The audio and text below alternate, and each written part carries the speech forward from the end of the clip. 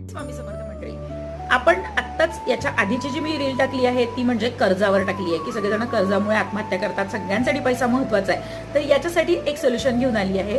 हे सोल्युशन प्रत्येकाला माहिती आहे, पण तरी पण मी माझ्या व्हिडिओमध्ये पण सांगणार आहे. काय होतं की आजकाल पैसा कमवणं खूप सोपी आहे. फक्त आपण काय करतो, माझ्याच्याने होईल का, मला हे जमेल का, आणि डोकं न लावता आपण घरात शांत बसलेलो असतो.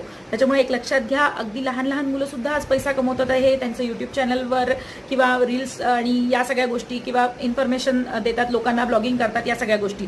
पण ब्लॉगिंग किंवा युट्यूब याच्यावरून सहज पैसा पटकन कमवता येत नाही. याच्यावर बरीच मेहनत करावी लागते.